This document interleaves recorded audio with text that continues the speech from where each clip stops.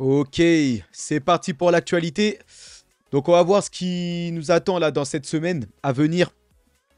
Alors, apparemment les rapports sur l'emploi aux États-Unis, toujours les États-Unis bien sûr, hein, c'est là-bas que ça se passe pour la finance. Ça drive le monde entier. Et donc le rapport sur l'emploi aux États-Unis, c'est la chose la plus importante apparemment. Donc voilà, on va voir comment le marché de l'emploi se comporte là-bas. Donc on espère des mauvaises nouvelles, que voilà des signes que l'emploi ralentit. Ça voilà, ça serait de bon espoir pour que ça montrerait que l'économie se refroidit. Et donc ce serait une bonne chose. La Fed ou Jérôme Powell serait un peu plus dovish dans son discours, beaucoup plus souple, et il ferait moins peur. Et alors que si l'emploi augmente, ça veut dire que l'économie se porte plutôt de manière vigoureuse, et donc ça peut faire monter les prix, tout ça, l'inflation. Et donc là, à ce moment-là, ce serait pas bon. Donc pour avoir des bonnes nouvelles, il faut que les chiffres soient mauvais, on va dire, pour que on prenne ça, ou en tout cas que les marchés interprètent ça comme une bonne nouvelle. Donc voilà. Ensuite, on a la Fed qui entre dans une période d'interdiction. Je sais pas trop ce que c'est. Et quelques résultats d'entreprise. Et aussi important, le fractionnement d'NVIDIA de 10 pour 1. Donc on va voir ça. En tout cas, voilà, des images qui illustrent ça. Donc Powell, hein, Powell peut faire donner de l'espoir au marché. Voilà, on a Nvidia, l'intelligence artificielle, et le SP500 qui sont à des niveaux très hauts et qui pourraient arriver, voilà, et se cracher, enfin, qui pourraient arriver en haut d'une colline et finalement tomber. Donc on l'espère pas. Maintenant, il y a beaucoup d'indicateurs qui le montrent. Et donc voilà, on a Nvidia et voilà Jensen Huang ici, là. On va revenir sur lui dans un instant. Et qui porte le marché hein, américain, Nvidia. Là. Et donc voilà, voici les résultats d'entreprise de cette semaine à venir. Là, à l'heure où j'enregistre, on est le dimanche 2 juin. 21 h, mais là, il y aura voilà, des chiffres, des résultats d'entreprise. Cette semaine, rien à se mettre sous la dent. Quand on regarde comme ça, il n'y a rien qui m'attire. Il y a peut-être NIO jeudi matin, jeudi avant l'ouverture des marchés, mais même NIO, ça va pas impacter les marchés. Donc cette semaine, les résultats d'entreprise, on peut zapper ça. Maintenant, voilà, ce qui nous intéresse, c'est un crash voilà, qui pourrait arriver. Pourquoi? On ne sait pas trop. Peut-être la dette. Et en parlant de la dette, regardez comment ça progresse ici. Vous le voyez, hein, les États-Unis font plus de dettes que d'argent qui rentre. Donc pour les États-Unis, on est à maintenant 34 trilliards. Enfin voilà, trillions ou trilliards. Bon, 34 000 milliards. Je ne sais pas si vous imaginez. C'est voilà, 34 trillions. C'est gigantesque comme milliard là, pour 28 trilliards d'entrées. Dans l'ensemble des gens qui travaillent, qui ramènent de l'argent, en fait, vous avez les États-Unis qui réalisent comme croissance, là, comme argent généré, 28 000 milliards. Donc 28 trilliards ou trillions, je ne sais pas comment on va appeler ça, mais voilà. En tout cas, les États-Unis s'endettent plus que ce qu'ils ne gagnent. Et là, pour la Chine, c'est le contraire. Par contre, ils ont voilà 14 trilliards de dettes, 14 trillions, 14 000 milliards, mais ils ont quand même voilà, quand même 17 000 milliards d'entrées. Donc, ils sont quand même à une balance positive de 3 000 milliards, quand même. Donc, la Chine, ça va. Le Japon, alors eux, c'est une catastrophe. 13 000 milliards voilà, de dettes pour que seulement 4 000 milliards d'entrées. Donc voilà, l'Allemagne, ça se passe un peu mieux que prévu. Donc nous, voilà, la France, par contre, un peu moins bien. Donc la France, c'est comme l'Allemagne, 3 000 milliards et quelques. Par contre, la France n'enregistre que d'entrée 2000 milliards, alors que l'Allemagne, c'est 4000 milliards. Donc l'Allemagne, on pourrait, voilà, il y a plus d'entrées positives par rapport à la France. Et pour l'instant, l'Inde, c'est plutôt stable, c'est plutôt plus positif que négatif. Ils perdent autant que ce qu'ils gagnent. Donc une dette de 3 milliards, 3000 milliards et quelques pour une entrée de 3 milliards, 3000 milliards et quelques. Voilà. Donc là où c'est très mauvais, c'est pour le Japon et la France et aussi les USA. Donc les USA s'endettent beaucoup plus vite. C'est surtout les USA qui nous intéressent. Hein. Voilà, parce que si les USA capotent, c'est l'ensemble du monde entier. Alors que le reste, les autres pays, et comme la Chine, c'est pas près d'arriver, parce qu'ils ont plus d'entrées nettes, bah, c'est surtout les USA qui nous inquiètent. Une dette plus puissante que des entrées. Là, 28, ça fait 6 milliards hein, de moins-value, on va dire, pour voilà, de pertes, hein, de balance en balance. Moins 6 milliards pour les États-Unis. Donc, c'est quand même pas mal. Donc, voilà, par rapport à ça, c'est un point de la dette là qui augmente et qui est devenue abyssale. C'est un sujet qui inquiète de plus en plus. On ne sait pas, on risque d'avoir un effondrement économique, c'est ce que les plus pessimistes disent, mais on ne sait pas quand ça peut arriver. On ne sait pas qu'est-ce que peut créer cette dette. Et en fait, est-ce que ça peut faire couler le dollar et entraîner tous les marchés dans un crash monstrueux? On ne sait pas. Puisque pour le reste, là, quand il y a maintenant des crashs immobiliers, des crashs des banques ou des choses comme ça, ils interviennent tout de suite, ils impriment de l'argent. Donc ça, encore ça, c'est comblé. Donc les crises là qu'on a eues en 2008, là, comme les subprimes, voilà, les trucs comme ça aujourd'hui, ils sont prêts à ça. Ils impriment tout de suite de l'argent, ils rattrapent le coup. Par contre, la dette là, ça voilà, qui explose, bah, ça peut faire imploser l'économie. Ça, on ne sait pas comment rattraper ça. On ne sait pas, est-ce qu'il y a une solution? Eux, ils impriment toujours plus, donc la dette, elle augmente. Mais est-ce que ça peut faire capoter l'économie mondiale, les marchés? On ne sait pas trop. C'est une question qu'on se pose, on verra bien. Donc voilà, par rapport à ça, c'est un scénario assez sombre, hein, assez noir. Ça nous met comme, on va dire, une épée sur la tête, là, une épée de Damoclès. Voilà, et on a l'impression qu'on vit à crainte, en fait, même pour les investisseurs, tout ça là. Donc voilà, en tout cas, Nvidia tenait sa conférence Computex à Taïwan. Et ça a été l'occasion pour Jensen Huang, le PDG de Nvidia, de présenter la prochaine plateforme. Donc la troisième, ici je vais mettre pause. Mais on avait la plateforme Hopper tout ici là, à gauche, qui a sorti quand même le GPU H100, qui a fait exploser un Nvidia. C'est ce GPU là, ce produit d'Nvidia qui coûte entre 30 000 et 40 000 dollars, voilà, qui s'est commandé pour comme des petits pains, mais à plusieurs exemplaires, plusieurs milliers d'exemplaires. Et donc là, c'est ça qui a fait la réputation d'Nvidia là par rapport à l'intelligence artificielle. Ça, c'est on va dire, la plateforme Hopper. C'est ça qui a fait exploser Nvidia. Nvidia maintenant se penche là pour 2024, là, surtout 2025, sur la plateforme maintenant Blackwell qui arrive. Ils ont présenté leur GPU Blackwell qui va sortir bien, qui est en production, qui va bientôt sortir d'ici l'année prochaine 2025. Mais là, ils viennent de présenter une nouvelle plateforme après Blackwell. Hein. Donc Nvidia est déjà pensé sur l'après. Là, c'est un truc qui va sortir, une plateforme qui va sortir en 2026, la plateforme Rubin. Et là, voilà, et Jensen Huang, il explique que après, là, l'Eldorado, là, c'est les centres de données, là. Et ces centres qui ont plusieurs serveurs avec des GPU remplis à l'intérieur. Les centres de données et les GPU, là, les GPU, les CPU, là, les semi-conducteurs, ça, c'est le nouveau pétrole, c'est le nouveau, voilà, c'est le nouvel Eldorado. Moi, je mets le paquet là-dedans.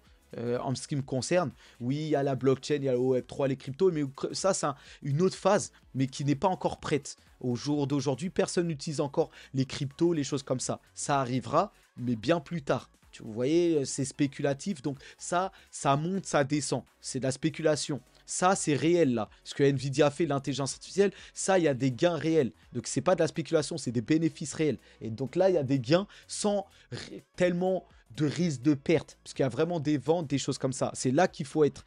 Mais voilà, un peu de crypto, un peu de choses qui explosent, certes. Mais là où il faut être, c'est sur l'IA. Et l'IA réelle, hein, pas l'IA de la blockchain. Les Tao et les renders, c'est bien. C'est très spéculatif, ça explose beaucoup plus. Mais ça peut couler beaucoup plus. Puisque derrière, c'est pas encore extrêmement utilisé, surtout à l'échelle mondiale. Donc c'est bien. Mais ces cryptos-là, elles poussent que par rapport à Nvidia ou des choses comme ça. Parce que c'est le marché réel qui alimente un peu la spéculation sur les cryptos. Donc en tout cas, la plateforme Rubin ici promet d'apporter l'IA bien plus lent, mais surtout au niveau de la robotique. Parce que Jensen Huang, il a montré ici, il a dit que la suite logique des centres de données, là, des chats, enfin de l'intelligence artificielle, là pour l'instant on est seulement dans la phase des chatbots, là. On pose des questions, on a des réponses assez, voilà, assez intelligentes et tout ça. Mais l'IA va ramener la robotique. Même les véhicules autonomes, mais aussi les robots humanoïdes, les choses comme ça. Et en fait, la plateforme Rubin là qu'il a présentée, elle est faite spécialement pour la robotique et la suite. L'IA mais sur les machines, on va dire. L'IA, voilà, sur les robots. C'est ça que ça va et ça va permettre que les robots soient très, voilà, articulent très bien, et une sorte d'intelligence, des choses comme ça. Donc Nvidia, voilà, ils sont déjà loin, hein. Même en 2026, ils ont prévu le coup et même au-delà. Donc c'est magnifique. Et comme c'est ma plus grosse, ma plus grosse détention, ma plus grosse valeur, et peut-être même ma plus belle aussi, Nvidia, depuis quelques temps, depuis plusieurs mois maintenant. Mais voilà, les temps ils changent, hein. Je vais pas être fanatique ou un pro Nvidia. En fait, les temps ils changent. Aujourd'hui, c'est Nvidia, demain, ça sera autre chose. Mais aujourd'hui, en tout cas, et encore pour encore quelques temps, Nvidia, malgré hein, que ça pèse déjà 2000 milliards et quelques, ça va bientôt dépasser Apple et Microsoft, ça progresse encore très vite. Parce que c'est le centre, ils sont au centre de l'IA. Donc, ça va continuer à être solide et à bien monter. Donc ça, c'est un investissement sûr. Et donc, là c'est voilà, Blackwell. Là, c'est le prochain produit là, qui est en production et qui va être vendu bientôt. Et regardez en termes de teraflop, comment, par rapport à la précédente Hopper, là, par rapport à Hopper, comment le gap en fait de teraflop, là, le gap de puissance entre Hopper et Blackwell. Donc ça promet, hein. Ça promet. Et bien sûr, les grandes entreprises ne pourront pas s'en passer. Ça, c'est impossible. Ça va trop vite. Et donc, Nvidia aussi qui annonce un split, cette fois de 10 pour 1. Donc voilà, à l'époque, c'était déjà 2 pour 1, ensuite 2 pour 1 en 2001, 2 pour 1 en 2006, ensuite 3 pour 2 en septembre, enfin en 2007, 4 pour 1 en 2021 et maintenant 10 pour 1 en 2024. Donc là, ils sont obligés de splitter l'action. C'est-à-dire que là, ils vont faire un split de 10 pour 1. C'est-à-dire que sur l'action Nvidia, quand on prend 1 dollar là, de l'action Nvidia, bah, vous allez recevoir, pour ceux qui sont déjà investis, bah, vous allez à recevoir pour 1 dollar, au lieu de, pour une action, vous allez, c'est comme si vous allez en avoir 10 après ce split. Vous voyez, 10 actions pour 1. Donc, c'est une excellente nouvelle pour les investisseurs. Et en général, le cours de l'action s'apprécie quand il y a des splits, quand il y a des partages. Parce qu'il y en a qui ne peuvent pas acheter des fractions d'actions. Ils ne sont pas sur des courtiers modernes ou des choses comme ça. Il y en a qui achètent ça sur, je sais pas moi, des plateformes qui ne proposent pas le fractionnement d'actions. Donc, ils sont obligés d'acheter l'action en entière. C'est-à-dire, et là, l'action Nvidia vaut déjà 1000 dollars. Imaginez qu'il faut débourser déjà au minimum 1000 dollars pour obtenir seulement une action. Vous voyez, donc c'est cher. C'est pour ça que Nvidia split et divise cela pour permettre au maximum de personnes de rentrer et d'acheter une action entière facilement, on va dire. Donc voilà par rapport à ça. En tout cas, regardez Nvidia, les performances, hein. Enfin, Nvidia, quand on le compare, ça pourrait valoir autant que plusieurs entreprises comme McDonald's, Pepsi, Salesforce, Coca-Cola, AMD, voilà, Johnson, voilà, plusieurs grandes entreprises américaines, ou autant même que la plus grande banque américaine, JP Morgan, assemblée à l'entreprise de Warren Buffett, le meilleur investisseur de l'histoire, et Meta avec tous les produits, là, WhatsApp, Instagram, Facebook, Messenger, voilà. Bah, Nvidia, ça pèse autant que 3 big entreprises comme ça, ou même autant, on peut dire que Netflix, voilà, vous connaissez tous Netflix, Walmart, le Carrefour géant, là, la plus grande magasin de commerce au monde, et Amazon, le plus grand voilà, commerce en ligne au monde. Donc voilà, avec Amazon, avec tout ce que ça représente, le cloud et tout ça. Donc vous voyez comment Nvidia pèse plus que tout ça, hein. C'est pas l'équivalent, ça pèse déjà plus que voilà, tous ces trucs-là. Donc c'est assez incroyable, hein, quand même. Donc voilà pour Nvidia. Maintenant, on va passer au reste de l'actualité américaine et bien sûr Donald Trump.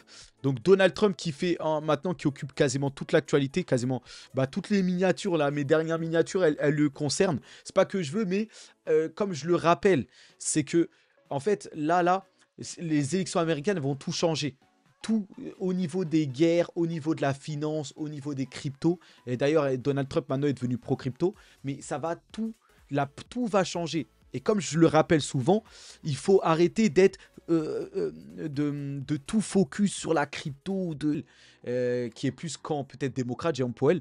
Et voilà, il est pas trop Gary Gensler, qui est celui qui a la tête de la SEC, qui pose des problèmes à la crypto. Donc en fait, une élection de Trump va basculer complètement. Voilà, c'est aussi bien ça nous impacter pour nous qui sommes en crypto ou en bourse éventuellement, mais aussi tout ce qui va se passer dans le monde. Et là, c'est pour ça que je couvre ça, parce que même pour la finance, ça peut donner une tendance. Je peux vous dire, je suis pas un devin, mais on peut avoir une certaine idée de où va avancer les choses. Vous voyez.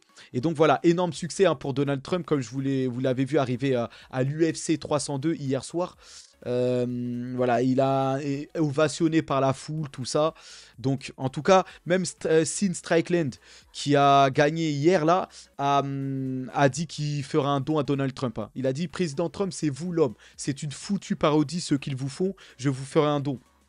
Donc voilà, pourquoi il dit que c'est une parodie? C'est parce que Trump a été accusé de 34 chefs d'accusation sur une affaire où il aurait, avec une actrice porno ou des documents qu'il aurait falsifiés ou des choses comme ça. Il a été à mettre Trump en prison ou de le coffrer ou de l'empêcher de se présenter parce qu'il a une grande chance de gagner. Donc en tout cas voilà, tout le monde il commence, sa popularité est grandissante et voilà, Trump qui en a profité pour pour croiser des grosses célébrités. Ici, Khabib Nurmagomedov, champion invaincu hein, de l'UFC, qui demande à Donald Trump d'arrêter la guerre s'il peut en Palestine, à Gaza, tout ça, face à Israël. Et Donald Trump lui a dit, hein, nous allons l'arrêter, je vais l'arrêter. Donc un seul homme, hein, Trump, un seul homme a un pouvoir de tout changer. Parce que de manière politique, on sait, hein, si les États-Unis décident d'un truc, ça va se passer.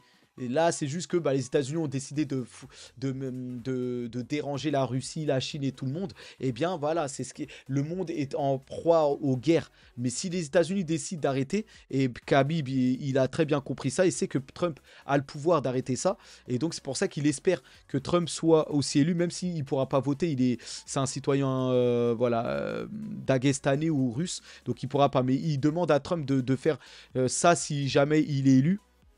Et donc voilà, Trump qui a rencontré Alex Pereira, le champion des poids lourds en UFC, tout ça. Donc voilà, sa cote de popularité est énorme. Hein. Regardez ça par exemple, Donald Trump a atteint 1 million de followers sur TikTok en moins de 10 heures. 10 heures seulement, 1 million de followers. Là, vous voyez son compte. Hein. C'est un compte TikTok, un nouveau compte TikTok. Hein, parce qu'il n'avait pas de compte TikTok apparemment. Il vient d'avoir un compte TikTok et en seulement 10 heures, 1 million. Ça va continuer à progresser hein, dans les prochaines heures. Quand on compare par rapport à Biden, qui est aussi depuis lui longtemps hein, sur excusez-moi, sur TikTok, pardon. Donc, sachant que l'administration Biden veut interdire TikTok, parce que TikTok, pour la sécurité nationale et les données qui pourraient aller au gouvernement chinois. Donc Biden, lui, n'a que 335 followers depuis longtemps hein. Et Trump en seulement 10 heures vient de l'effacer, en tout cas voilà, de le doubler et de lui faire un x3 en termes de voilà. Donc la popularité n'est plus à démontrer entre Trump et Biden. Maintenant c'est Biden peut-être qui a le pouvoir, ou les médias avec lui peut-être, et là c'est un pouvoir qui est extrêmement puissant. Donc on verra ça en tout cas, mais voilà. Aussi, regardez les dons hein, qui explosent. Déjà, Trump, après son inculpation, là, il y a 2-3 jours, il avait reçu dans les heures qui avaient suivi 34 millions de dollars de donations. Là, on parle maintenant de plus de 200 millions de dollars de dons à la campagne de Trump en 48 heures, depuis qu'il a été reconnu coupable, entre guillemets, de falsification de documents, des choses comme ça. Donc, en seulement 48 heures, hein, c'est-à-dire en 2 jours, il a reçu plus de 200 millions. Donc voilà, ici, même son fils en témoigne, ici. Donc c'est assez impressionnant. Et quand vous avez les stars de l'UFC qui disent qu'ils vont lui faire un don, vous pouvez être sûr que ça monte très vite parce qu'on a des milliardaires qui le soutiennent. Et donc ça a coût de millions, hein, les dons. Sin Strickland peut lui offrir plusieurs milliers. Peut-être il peut lui faire je sais pas moi, un don de 20 000 dollars ou de, je sais pas, 300 000. Bon, 300 000, ça me paraît beaucoup. Mais je veux dire, voilà, ça part en plusieurs milliers, voire millions pour certains. Donc, Trump a énormément de soutien. Et je pense que cette force va le mettre à la Maison Blanche et que les choses vont revenir un peu dans l'ordre là. Donc, on verra maintenant dans les faits. Hein, Trump a beaucoup de problèmes encore avec la justice. Hein. Trump est confronté à une interdiction de voyager dans 37 pays, y compris même le Canada et le Royaume-Uni, hein, des pays anglophones. Hein. Vous voyez, l'Australie, la Chine, l'Inde, l'Irlande, le Japon. Ouais, en gros, tous les gros pays, ils peuvent voyager nulle part. C'est à l'heure actuelle, avec ses procès, les choses comme ça, il ne peut pas trop bouger des États-Unis. Donc voilà. Et Donald Trump qui se dit prêt à aller en prison. Il ne va pas supplier le juge de l'en empêcher. Donc il n'y a pas de problème avec le fait d'aller en prison. J'ai vu un de mes avocats l'autre jour à la télévision dire « Oh mon non, vous ne voulez pas faire ça au président ». J'ai répondu que non, vous ne mendiez rien. C'est comme ça. Donc il dit qu'en tout cas, il ne suppliera pas à la juge. S'il est condamné et qu'il doit aller en prison, il le fera. Lui, il dit juste que c'est de l'injustice puisqu'il n'est pas coupable pour lui, tout ça. Mais bon, en tout cas... on voit que le seul moyen de stopper Trump, apparemment, c'est de le coffrer ou de le faire taire. Mais voilà. Mais en tout cas, bon, on verra ça. Il y a une délégation du camp de Trump, justement. Voilà, qui a été invitée justement par le nouveau président, enfin par Nayib Bukele, président du Salvador, qui vient d'être investi pour son deuxième mandat, et il a invité plusieurs, des amis en fait, les conservateurs MAGA de Donald Trump, donc beaucoup d'amis, dont ici on voit un Tucker Carlson ici quand même, ici, et voilà plusieurs, le fils de Donald Trump ici aussi. Donc voilà, c'est la famille à Trump qui a été invitée à peu près, ou du camp à Trump. Par contre, mais aucune invitation n'a été envoyée à Joe Biden ou à quiconque de son régime corrompu, entre guillemets. Donc voilà, en tout cas, Joe Biden n'a, semble-t-il, pas été invité par le nouveau président. Le président du Salvador qui a été élu pour son deuxième mandat, donc Nayib Bukele. Donc très bonne chose, puisque Nayib Bukele, président jeune, hein, à peine 41 ans, et encore, je ne sais même pas s'il est plus jeune, je pense, ouais, dans cette tranche d'âge, là, mais très éveillé déjà. Il veut, là, il est très, il a beaucoup investi dans le Bitcoin, et voilà, il compte faire du Salvador, voilà, créer le Bitcoin City, une ville du Bitcoin, tout ça. Donc voilà, le Salvador, qui est un pays assez pauvre, hein, d'Amérique latine, petit pays, risque d'être l'un des pays les plus riches plus tard avec le Bitcoin, et les plus touristiques, parce qu'il est en train de tout changer. Il va arrêter la corruption qu'il y a là-bas, les gangs et tout ça. Et voilà, donc très très bonne personne apparemment. Et toutes les bonnes personnes croisent les autres bonnes personnes. Hein. Ici, on a le président Javier Milei, le nouveau président d'Argentine, qui est anti lui aussi corruption, tout ça, qui rencontre un Nayib Bukele. Et donc voilà, deux grandes personnes, hein, qui vont enfin transformer, voilà. Et ils vont bien sûr parler en premier lieu du Bitcoin. Comment, voilà, la monnaie, hein, toujours ce problème de la monnaie pour les États. Donc ils vont voir ensemble comment voilà, rendre leur pays plus riche et travailler ensemble avec le Bitcoin, tout ça. Donc eux, ils sont très, très friands du Bitcoin, hein, très partisans. Et voilà, ils sont anti un peu dollar, anti États-Unis, un peu, voilà, tout ça. Bien que même le président argentin base son économie sur le dollar, mais il n'a pas le choix pour le moment. Mais bon, en tout cas, voilà. Très, très, très bonne chose, tout ça.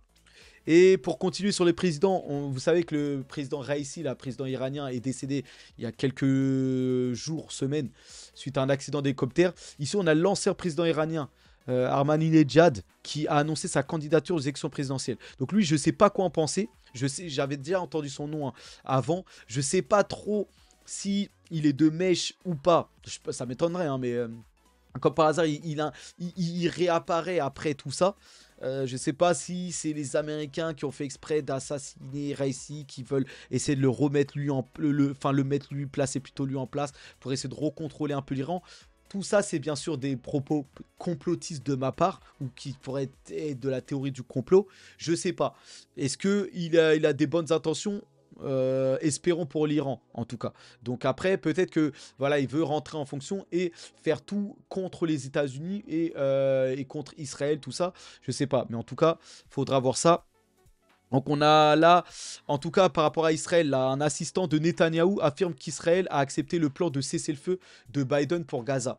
Donc peut-être que Netanyahou aurait enfin voilà, calmé son appétit de vengeance. Et là, il serait prêt maintenant enfin pour un cessez-le-feu, après tout ce qu'il a fait, tout le génocide, tout le massacre, bon tout ça là. Bon, en tout cas, bon, on a le Chili qui se joint à l'Afrique du Sud dans sa requête contre Israël devant la Cour internationale de justice. Donc le président chilien a dit: j'ai décidé que le Chili allait soutenir et se joindre à la requête présentée par l'Afrique du Sud devant la Cour internationale de la justice de la Haye dans le cadre de la Convention de la prévention et la répression du crime de génocide. Donc le Chili qui se joint à l'Afrique du Sud contre Israël, pour dénoncer tout ce qu'Israël fait, tout ça. Donc voilà, dans les autres camps de guerre, Zelensky qui accuse la Chine d'aider la Russie à perturber le prochain sommet de paix. Donc bon, Zelensky il a déjà assez de problèmes si en plus il veut se mettre la Chine contre lui. Bon, en tout cas la Chine qui est derrière la Russie, hein, il se cache plus trop.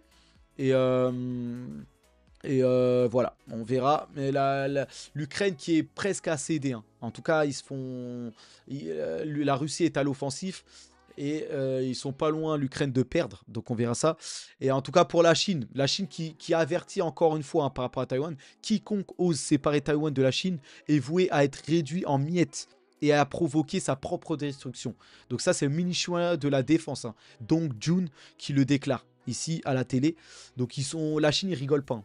Et là ils sont plus déterminés que jamais, voilà, par rapport à Taïwan. Donc là voilà, ils mettent de plus en plus de pression à Taïwan. Donc voilà pour l'actualité internationale, géopolitique, financière, sur les marchés en tout cas traditionnels. On va passer rapidement aux cryptos, il n'y a pas grand chose à dire. On attend un catalyseur dans les cryptos. Je sais pas, on va voir qu'est-ce qui pourrait. En tout cas, moi, le seul catalyseur que je vois à court moyen terme, c'est les ETF Ethereum Spot. Ces ETF là, ces produits en bourse qui vont vous exposer au Bitcoin, que les fonds là, les émetteurs vont mettre à disposition de leurs clients investisseurs. Bon, euh, on est en phase où Ethereum a été accepté, hein. C'est plus maintenant, on sait que les ETF vont sortir. Il y a le premier formulaire qui est passé, qui a été validé. Maintenant, on attend le deuxième formulaire, le formulaire S1. Depuis hier, voilà, ça a été. Certains ont déposé leur formulaire. On attend jusqu'à 3 semaines, 1 mois avant que ce soit accepté. Donc, d'ici peut-être fin juin, on aurait peut-être l'espoir que ce soit accepté. Mais en tout cas, là. Voilà, ça pourrait être, voilà, ça pourrait être un changement historique dans l'investissement de la cryptographie. C'est vrai que ça va changer pas mal de choses. Maintenant, surtout, regardez Ethereum qui enregistre un pic dans les adresses de baleines détenant plus de 10 000 ETH. Donc, tous les millionnaires ou ceux qui ont énormément d'argent, qui ont plus de 10 000 ETH, sachant qu'un ETH ça vaut près de 3 000 $. Bon, tous ces gars-là, ils achètent énormément là en ce moment d'Ethereum. Là, il y a un pic d'achat sur Ethereum. Les gars se préparent. Voilà. Après, de ce qu'on dit, ou en tout cas, bon, ça à vérifier. Enfin, ça sera à voir. Mais apparemment, les ETF Ethereum Spot connaîtront une demande beaucoup plus faible que les versions du Bitcoin. Bon, ça, franchement, ça reste à voir. Pour moi, je pense qu'il y aura une demande à peu près équivalente. Bon, légèrement moins, c'est vrai, parce que Bitcoin est quand même un peu plus acheté qu'Ethereum. C'est toujours, quand on parle de crypto, ouais, est-ce que tout le monde achète Bitcoin et Ethereum? Mais en principal, Bitcoin. Mais c'est vrai que Ethereum est moins demandé.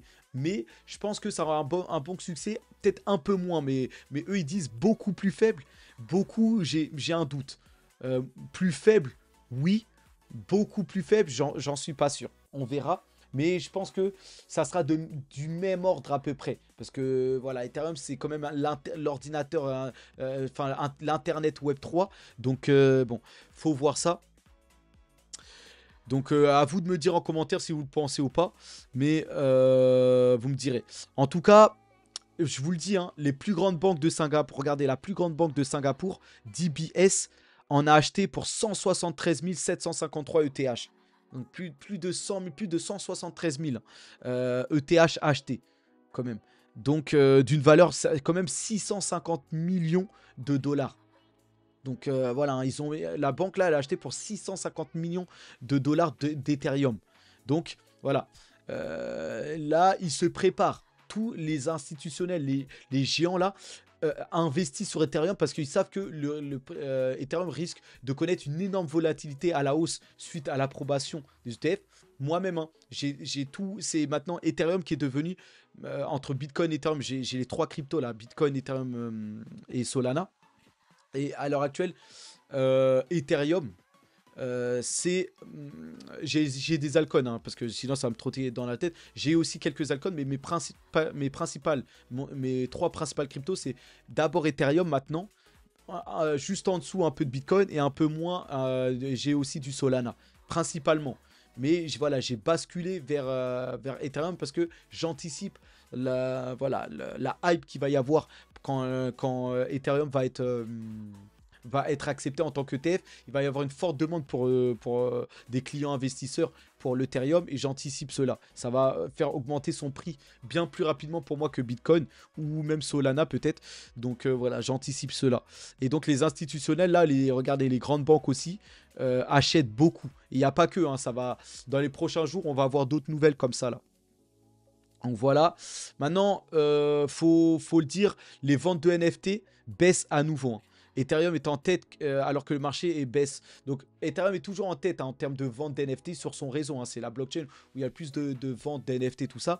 Mais les ventes de NFT qui ont déjà bien baissé baissent encore plus. Donc les NFT sont à plat, les achats, ventes de NFT. Même certains parlent d'NFT comme quoi ce serait du passé déjà. Et que c'était une arnaque, tout ça, que ça servait à rien. Pour moi, non. C'est juste que la hype et comment ça s'appelle, le retail, le retail, en fait, les particuliers, les gens qui tradaient ça, ou les gens, le monde entier là, la hype sur les cryptos et les NFT, elle est retombée complètement. Les gens ne sont plus là. Malgré que Bitcoin flirte avec son plus haut à 70 000, mais plus personne, là, la hype sur même les cryptos, hein, de manière générale, est retombée. Vous voyez? Donc, pour le moment, je pense que la hype va revenir quand le Bitcoin va s'approcher des 100 000.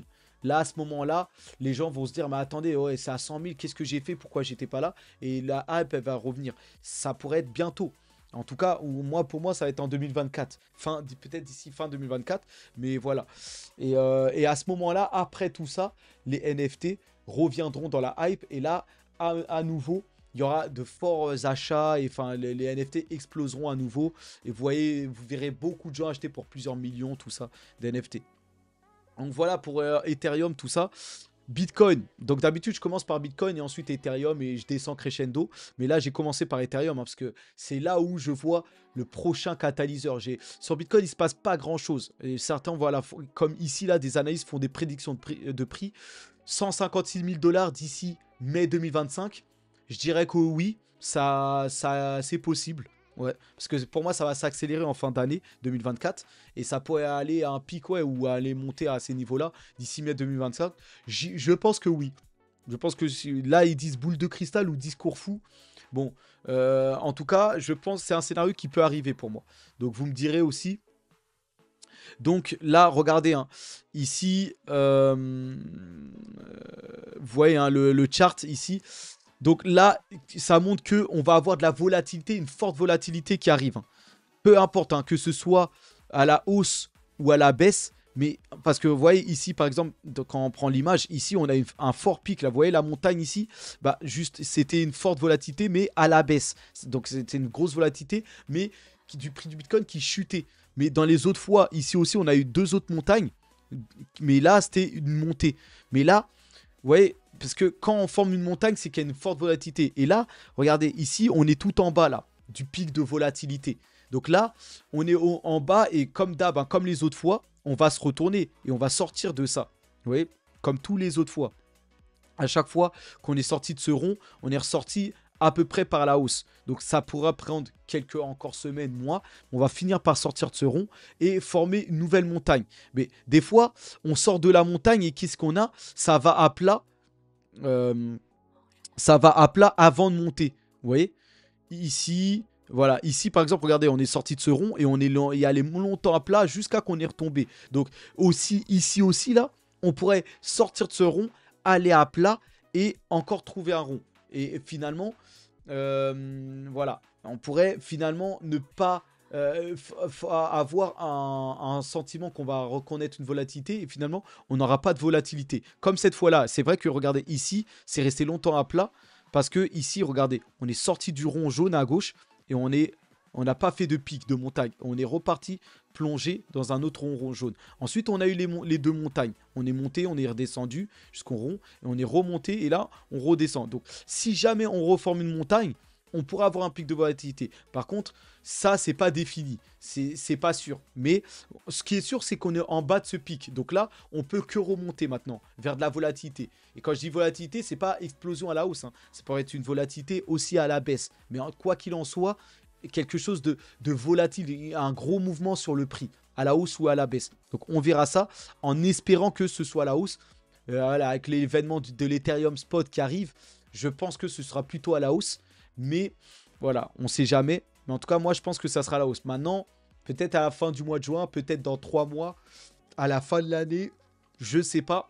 Mais en tout cas, il faudra bien qu'on connaisse un nouveau pic de volatilité. Donc voilà, on a fini les actualités quasiment. Le sénateur Ted Cruz qui déclare avoir acheté 3 machines de mining Bitcoin qui ont commencé à miner au Texas. Donc voilà, même les sénateurs américains se mettent à acheter des machines de mining pour miner du Bitcoin. Donc voilà, même c'est un sénateur américain qui a acheté.